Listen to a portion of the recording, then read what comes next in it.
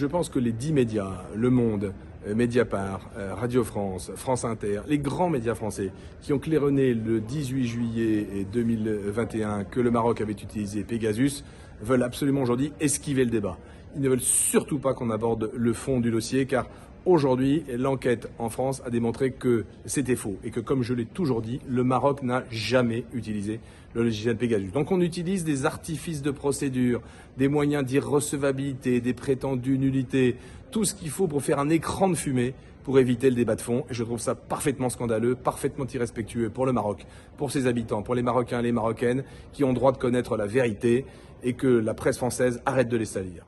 Il n'existe, contrairement à ce qu'on a essayé de dire du côté de ceux qui sont quand même prévenus aujourd'hui de diffamation, c'est-à-dire qu'ils risquent une condamnation pénale pour diffamation. Donc vous imaginez bien qu'ils essayent d'échapper par tout moyen, y compris les plus vils et les plus inutiles et les plus faibles à cette condamnation. On a entendu que nos citations seraient imprécises. Elles ne sont pas imprécises, elles sont d'une clarté absolue. Les services secrets marocains et les services d'enseignement marocains sont accusés d'avoir utilisé le logiciel Pegasus. C'est exactement à la virgule près ce qui est dit dans les citations. Il n'y a donc aucune ambiguïté, aucune imprécision.